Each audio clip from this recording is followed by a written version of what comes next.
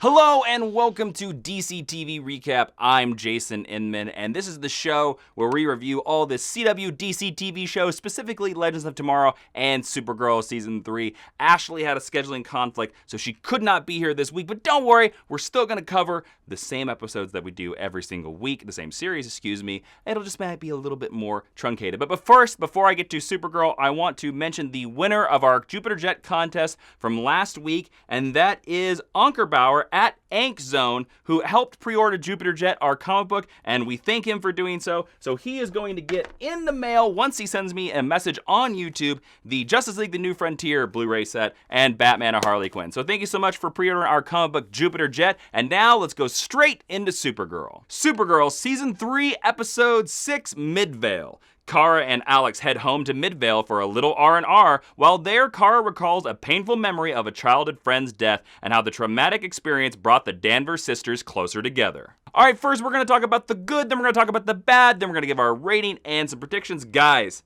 I got to tell you about this. There were so many great scenes in this episode, and I loved the allusions to another Supergirl series, Smallville, in this episode. We get the amazing Helen Slater. Of course, she is movie Supergirl, and she's been the mom on this show for about 3 years now, and she really got to excel in this episode. And I think it might have been a little bit, one part having a script, one part getting to actually do more than just have concern for her daughters, because she's been weak in previous scenes of this series. But in this episode, her getting lines like, "That's in the mom fine print," and her noticing that Kara is a little bit troubled, I thought was spectacular. We go to the flashback, and kids, this is where this series really seems so much like Smallville, one of my favorite series of all time, so one of my favorite superhero series of all times. And in the flashback, I was actually impressed that young Alex and young Kara looked like young Kara and young Alex. They actually looked like Melissa Benoist and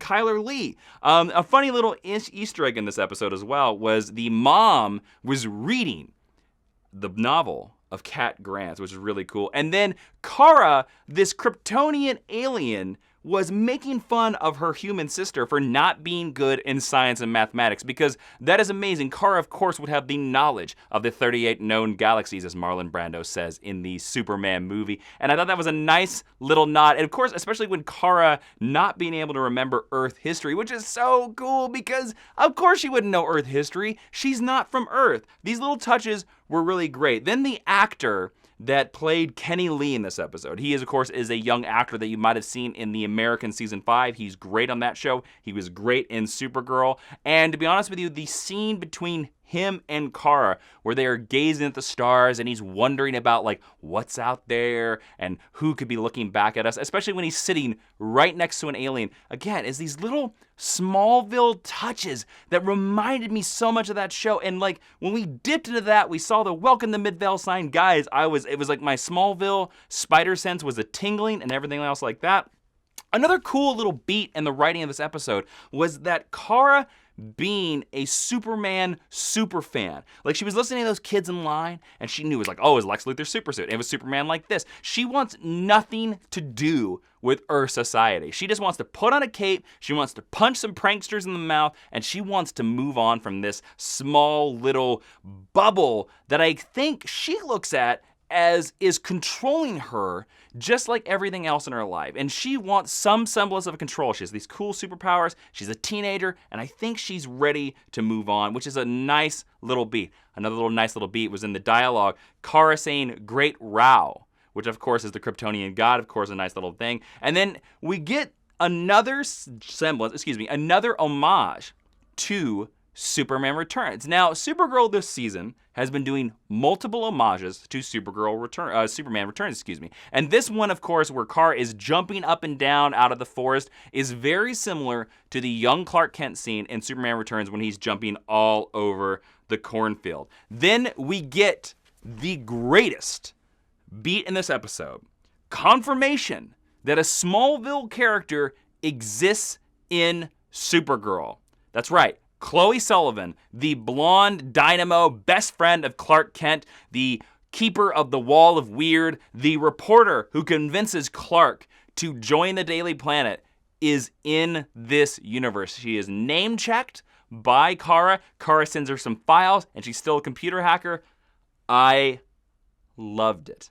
I loved it so much, and I'm hopeful, I'm really hopeful that not only we see Lois Lane, Chloe's cousin, in the future of Supergirl, but I'm really hopeful that we see Chloe Sullivan as well, because, guys, again, if you are any kind of a Superman fan and you have not seen Smallville, which, by the way, is all on Hulu, there are some great episodes, there are some really bad episodes, just like Supergirl. So if you're a Superman fan, I definitely highly recommend that you check it out. There was also a nice little beat between the two sisters when they walked home together, which I thought was a nice little touching little moment again. And to be honest with you, let's talk about Erica Durance as the FBI agent. Now, at first, I was very weirded out that Erica Durance was playing this FBI agent that wasn't her mom, but the twist, when you found out that this was Hank Henshaw, Martian Manhunter, and he had the same car, I thought was a nice little beat, and it gave young Kara one of the best moments of this entire episode where she got to say, I remember my parents, I remember Krypton, I don't want these powers. I just want to live with Clark. Again, this girl is hitting this glass ceiling of having to act like a human, having to act like she is not super, and it's driving her crazy. And I like that this episode allows Kara to sort of get a symbiosis with her life in Midvale, which is something that was really great. She flies to her sister at the very end when her sister's being threatened by the sheriff. Very similar, has some parallels to the pilot where Kara flies to the plane, which again is another great beat. And Kara punching through the wall I thought was a great special effect. And I bet the actress had a hell of a time when she was like, what do you want me to do? You want me to punch through this styrofoam wall? You got it, director. How do I get paid for this? We also get a nice little touch when we find out that Kenny knew that Kara was a metahuman, and Kara reveals that she would have kissed him in front of anyone. And a final beat for this episode, a good thing that I loved, the appeal of any Superman story or any Superman family story is that every once in a while you get to go home. You get to go home to Kansas, you get to go home to the Kent farm, you get to go home to Midvale. And I love this so much because I thought that this allowed us to say goodbye to Maggie, to Alex's relationship with Maggie, and you get to see these characters before they become gods. Because no matter what you think about Supergirl, she is a god. And this allows us to see her before that moment. Although I didn't need the musical montage at the end, the whoo, hoo, hoo, whatever that song is. I didn't need that. Let's go into bad. Kara, after the death of Kenny, her friend, just walks right into the Lee's house, which I thought was like, hey kid, knock. Can you knock? Good God, relax. Now, I know you're in a small town where nobody locks their doors, but can you knock on the door? The Lees are suffering from their suffering. And also there's slight little bad, she is looking for Krypton's light in the sky, and they're like, oh, I know it's not there anymore in the Erica Durance scene. There is a Superman comic book that specifically mentions, and if you know anything about, of course, stellar cartography, the light from Krypton would still be coming to Earth. Now, of course, I don't know how far away Krypton is, but there is actually a Superman comic book where the light from Krypton is able to travel to Earth for at least 33 years, and Superman gets to see it blink out. So I would guess at the time of Supergirl's youth that light could be there. It's just a little tiny nitpick. So anyways. All right, let's go into the rating of this episode based on a scale of 1 to 5 Superman shields. I think that this episode, the only weakness of this episode is that this episode might have worked better in season 1. But I loved all the beats of tying into Smallville. I loved the beats between the two sisters. I really loved Midvale, and I was so happy with this episode that this is easily my favorite episode of Supergirl this season. I am giving it a 5 out of 5 rating. I thought this was a great episode that let us go back to the core of this character, this scared alien teenager girl who doesn't want to be on Earth. In my predictions for next week's episode, I at first was going to guess that I think Mon-El is coming back immediately, and then I saw him pop up in the trailer. I was able to see the trailer before this episode.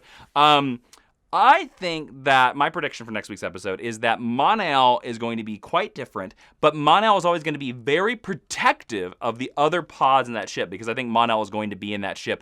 And I think it's because he's going to be guarding the Legion, the other Legion members. And I think that he is going to, in the episode, have to decide between Kara and those other pods, and he is going to choose his new team, the Legion, those other pods. All right, so let's move straight into my review of Legends of Tomorrow. Legends of Tomorrow, Season 3, Episode 6, Helen Hunt. The Legends track down an anachronism in 1930s Hollywood, where Helen of Troy has started a war between the two film studios. All right, so we're going to walk our way through this episode to the good, the bad, then some ratings and some predictions. Let's talk about the good here. We have a nice little retro Warner Brothers Studios shout-out, which I think is good. Although I'm a little reticent when Legends likes to spend a little bit too much time in self-parody.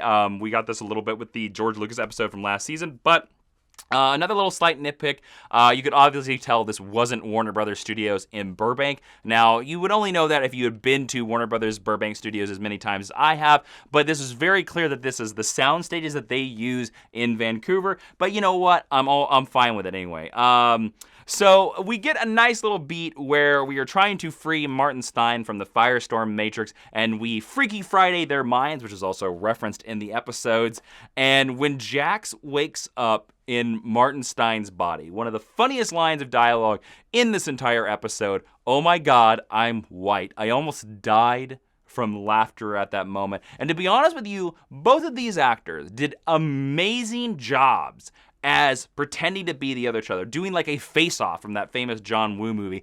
And to be honest with you, I kind of thought the actor that plays Jax did a better job of impersonating Victor Garber than Victor Garber did of Jax. But this whole storyline was comedic gold for me throughout the episode.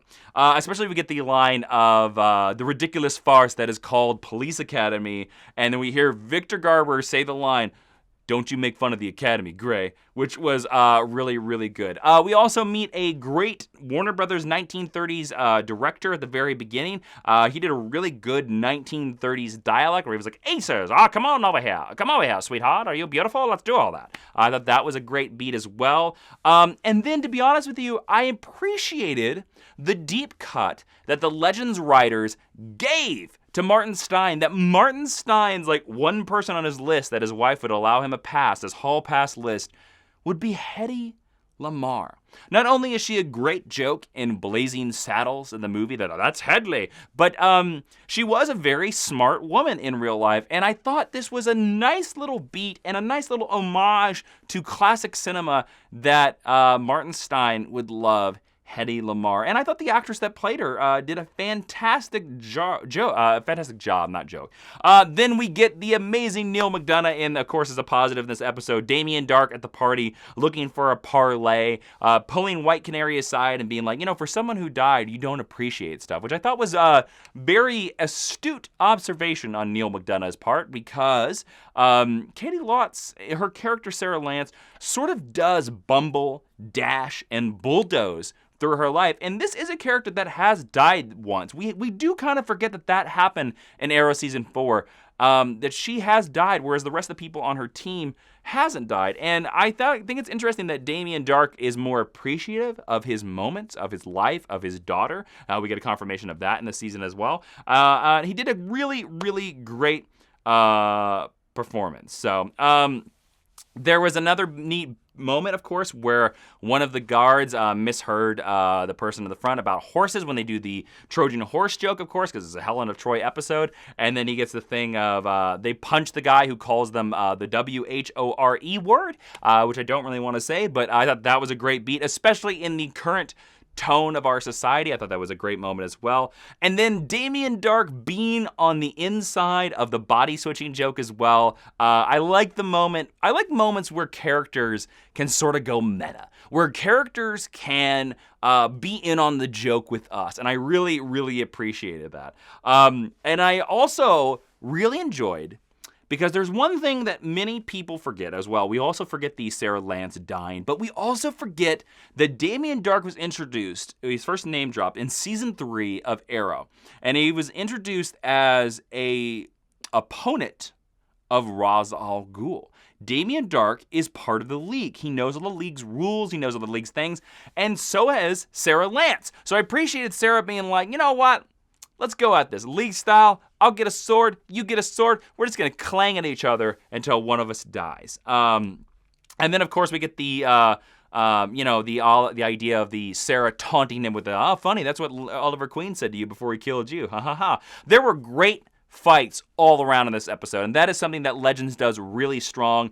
And of course we get the confirmation that it is Damien Darhk's daughter, and the cool special effect where Firestorm zaps up, he lights up, and he looks more like Martin Stein than Jax. I thought that was a nice little fun switch. And to be honest with you, this is something that does get forgotten in this show, like with the League of Assassins stuff, that Firestorm is one of the most powerful characters in the DC universe. He is a nuclear man. He is a man that is like a walking replicator from Star Trek. He can transmute stuff. Of course he would be able to beat Damien Darhk, which happened in this episode. He is the member of the Legends team that should be the most feared because he is a walking nuclear explosion. Then we finally get a nice little beat at the very end with Hetty and Victor's last moment. And the final scene is we drop off Helena Troy at the island of warrior women. And I didn't think they were going to give it to us. And then they go on screen. And it's Themyscira, way back in the past. I forget the year that they did it in. But that was a great moment, and their Paradise Island looked like the Paradise Island in the movie. And I was like, oh my God, is there a chance that we could see Wonder Woman in this universe? That is great. All right, let's go into the bad for this episode.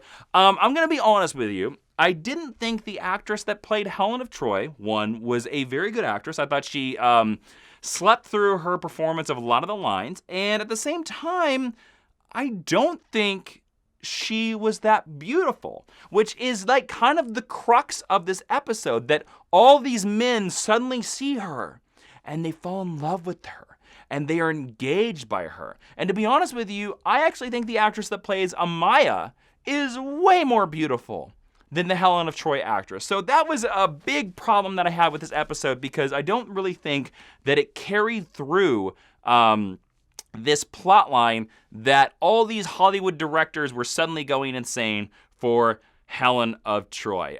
We even get the moment where the Legends, the dudes in the Legends team, just suddenly fight each other because she's so freaking hot. And I'm sorry, she's not really hot. And that leads me to my other problem with this episode is, what was the point of it? Because it's about Helen of Troy driving men crazy, and then suddenly Hedy Lamarr comes in and saves the team.